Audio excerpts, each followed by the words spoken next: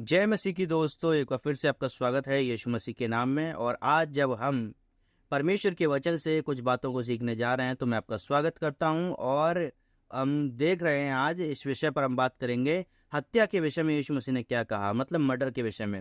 आप देख रहे होंगे कि यीशु मसीह कहते हैं पुराने नियम में जब हम पढ़ते हैं तो हत्या ना करना, इस बात को हम निर्गमन की किताब उसका 20 अध्याय में पढ़ सकते हैं। परमेश्वर कहते हैं तू क्या ना करना, तू हत्या ना करना, और बहुत सारी बातें हैं। लेकिन आज हम केवल इसी आज्ञा पर, परमेश्वर की इसी आज्ञा पर बात करने वाले हैं। तो बहुत सारे लोगों को देखा होगा आपने, क्या करते हैं, कई बहुत सारे लोग जो अपराधी हैं, मर्डर करते हैं, कई बहुत सारे लोग जो ठीक नहीं हैं और वो परमेश्वर की व्यवस्था का पालन नहीं करते, तो वो क्या करते हैं, उन लोगों के साथ गलतियां करते हैं, उन लोगों के साथ गलत करते हैं। जो हो सकता है वो गलत हो या नहीं हो, लेकिन हमें यह अधिकार नहीं मिला या किसी को भी यह अधिकार नहीं मिला कि कोई किसी की हत्या करे और उसको क्या करे, उसको ठीक ना लगे, मतलब उसके अनुसार, उसकी इच्छा के अनुसार ऐसा कर सके।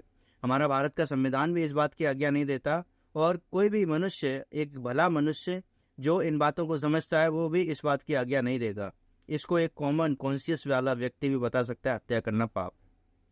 लेकिन यीशु मसीह उसमें और भी बहुत सारी बातें बताते हैं। कहते हैं कि जब हम पढ़ते हैं मत्ती रचित सुसमाचार 5 अध्याय उसका 21 वचन, वहां पर यीशु मसीह इस प्रकार से कहते हैं, तुम सुन चुके हो कि पूर्व काल के लोगों से कहा गया था कि हत्या न करना, और जो कोई हत्या करेगा वह कचहरी में दंड के योग्य होगा, है ना।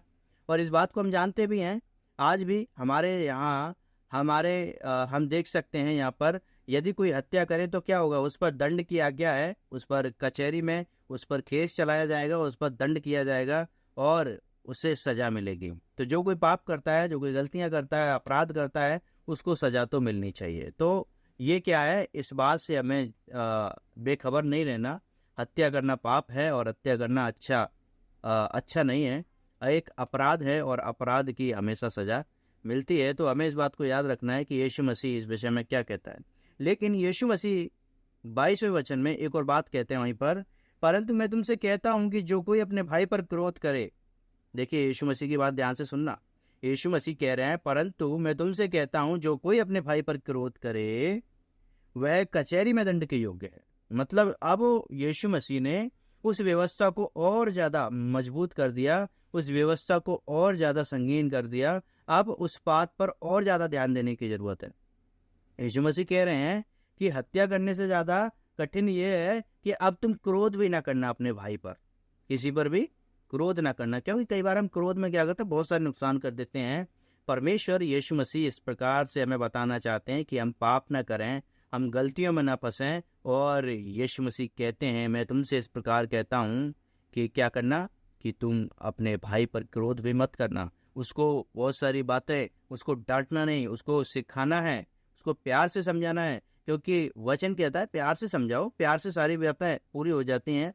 और यीशु मसीह का वचन जब हम 1 कुरिन्थियों 13 अध्याय पढ़ते हैं, वहाँ इस प्रकार से लिखा है, यदि मैं स्वर्ग की बोलियां बोलूं और मैं बहुत सारे काम करूं और मैं चिर चमत्कार करूं और प्रेम न रखूं तो क्या हूं, ठंडा नाता हुआ पीतल और झंझनाती हुई जहां हूं। तो परमेश्वर प्रेम के विषय में बहुत सारी बातें बताता है। लेकिन परमेश्वर कहता है यदि कोई अपने भाई पर गुस्सा करे तो क्या हो, कचहरी में दंड के योग्य है। मतलब अब जो व्यवस्था थी, जो परमेश्वर ने जो वचन दिया था, अब वो और ज्यादा कठिन हो गया है। उस पर चलने के लिए अब हमें मतलब नम्र होने की जरूरत है और अपने स्वभाव में एक जेंटलनेस लाने की जरूरत है। यदि हमारे स्वभाव में एक जेंटलनेस नहीं होगी, एक नम्रपन नहीं होगा, एक नम्र स्वभाव नहीं होगा, तो परमेश्वर हमें स्वीकार नहीं करेगा। मतलब अब हमें पहले से ज्यादा कठिन हमारे लिए हो गया है। पहले तो केवल साधारण था, हत्या ना करना, लेकिन अब ये तू गुस्सा भी ना करना, अपने भाई को प्रेम से समझा, नम्रता से बात कर, खुद भी नम्र बन जा। इसीलिए बाइबल क्या कहती है, अपने पड़ोसी से अपने समान प्यार कर।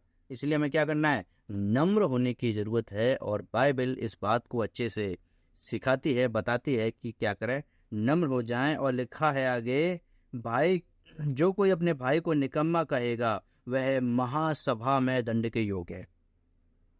एक व्यक्ति जो गुस्सा कर रहा है वो कचहरी में दंड के योग्य है, और जो अपने भाई को निकम्मा कह रहा है वो कहाँ पर है, वो महासभा में दंड के योग्य है। और जो कोई उसे अरे मूर्ख कहकर पुकारे, क्या कहकर पुकारे? अरे मूर्ख कहकर पुकारे। वो क्या है? वो तो भैया नरक की आग के योग्य है, क्योंकि अब हम अपने भाई को अरे मूर्ख कहकर भी नहीं पुकार सकते। अब हम अपने भाई को बुरा कहकर नहीं पुकार सकते। हमें याद रखना है, हमारा परमेश्वर जो है वो इस प्रकार से बताता है कि सबसे पहली बात, पुराना नियम कहता है हत्या न करना। यीशु मसीह कहते हैं अपने भाई से बैर न रखना, उस पर क्रोध न करना, और नहीं तो क्या होगा? कचहरी में दंड के योग्य है। और आगे लिखा है यीशु मसीह क्या कहते हैं? अपने भाई को क्या करना? गुस्सा ना करना और क्रोध ना करना, और बहुत सारी बातें जब यीशु मसीह कहते हैं, सिखाते हैं, और कहते हैं निकम्मा ना कहना। और जब तू उसे निकम्मा कहेगा तो महासभा में तुझे क्या किया जाएगा? दंडित किया जाएगा। और कहते हैं यदि तू अपने भाई को अरे मूर्ख, तू तो बेकार है, तू निकम्मा है, किसी काम का नहीं है, तो वो व्यक्ति नरक में डाल दिया जाएगा। सोच कर देखिए, हम तो किसी को निकम्मा भी नहीं कह सकते, इसलिए हमारे लिए व्यवस्था कितनी है, बहुत कठिन व्यवस्था है। इसको मानकर स्वीकार करना, उस पर चलना बहुत मुश्किल हो जाएगा मेरे दोस्तों। और मुश्किल है क्योंकि यीशु मसीह चाहते हैं एक व्यक्ति क्या हो जाए? उसका स्वभाव यीशु मसीह की तरह नम्र हो जाए। यीशु मसीह के स्वभाव के बारे में हम सब जानते हैं। यीशु मसीह को जब क्रूस पर चढ़ाया जा रहा था, तो मैं आपको बताऊं उसका स्वभाव कैसा था। जब उसके कीलें ठोकी जा रही थी हाथ में, तो यीशु मसीह ने उस कील ठोकने वाले को क्या कहा? क्या गाली दे दी क्या? नहीं, यीशु मसीह ने उसे गाली नहीं दी, यीशु मसीह ने उसे डांटा नहीं, यीशु मसीह ने उससे कुछ कहा नहीं, लेकिन यीशु ने उसके विषय में एक बात बोली, हे परमेश्वर पिता, इन्हें क्षमा कर देना, ये नहीं जानते ये क्या कर रहे हैं। अब देखिए, एक ऐसा व्यक्ति जो क्रूस पर चढ़ रहा है और क्रूस पर उसे कीलों से ठोका जा रहा है, उसकी मृत्यु का कारण वो व्यक्ति है जो उसे कीलों से ठोक रहा है और जिसने कोई पाप भी नहीं किया, उसके विषय में अब यीशु मसीह जो ऐसा व्यक्ति है जिसके ऊपर कोई दोष नहीं है, फिर भी वो क्रूस पर चढ़ाया जा रहा है, उसको कीलें ठोकी जा रही है, फिर भी वो व्यक्ति जो कील उसको ठोक रहा है उसके विषय में क्या कह रहा है? उसके विषय में क्या कह रहा है? उसके विषय में कहता है कि क्या करना? हे परमेश्वर, इस व्यक्ति को क्षमा कर देना, ये नहीं जानता ये क्या कर रहा है। हे परमेश्वर पिता, देखिए दया, परमेश्वर चाहता है दया हम सब की जिंदगी में आ जाए और हम सब दयावंत बने, हम सब परमेश्वर की इच्छा के अनुसार चलना सीखें, हम सब परमेश्वर के अनुग्रह के अनुसार चलना सीखें। और जब हम इस प्रकार से सीखेंगे, परमेश्वर हमारी जिंदगी को ब्लेस कर देगा, आशीषित कर देगा। देखिए, दया तो उस पर की जाती है जो दया करते हैं, अनुग्रह तो उस पर किया जाता है जो अनुग्रह करते हैं। क्या मैं और आप लोगों पर अनुग्रह करना सीख गए हैं? दया करना सीख गए हैं? यदि नहीं सीखे तो जरूरी है कि हम आज फिर से दया करना सीख जाएं। परमेश्वर पिता बहुत ही आशीष देने वाला परमेश्वर है। यदि आज तक आपने कई लोगों को क्षमा किया है, तो कमेंट में लिखकर बताना कि हाँ, मैं एक नम्र हृदय का व्यक्ति हूँ और मैंने अपनी लाइफ में कई बार लोगों को क्षमा किया। जितनी बार लिखा उतना नंबर लिख सकते हैं, 1 2 3 4 5 ऐसे करके हम नंबर लिख सकते हैं, और उससे हमें पता चलेगा कि हाँ, कि हमने कितनी बार क्षमा किया है। ये ऐसा नहीं है कि हमें किसी को बताना है, ये ऐसा है कि हम अपनी नम्रता को जांच रहे हैं। ऐसा करके हम अपनी नम्रता को क्या कर सकते हैं? जांच सकते हैं, पता कर सकते हैं अपने आप में। इसने नंबर से ये पता चल जाएगा कि हम कितने नम्र हैं। हमने आज तक कितनी बार लोगों को क्षमा किया है, कितनी बार लोगों के गलतियों को माफ़ किया है। यदि आपने ऐसा 100 बार किया होगा, मैं सच बता रहा हूँ, आप दुनिया में बहुत ही नम्र स्वभाव के व्यक्ति हैं।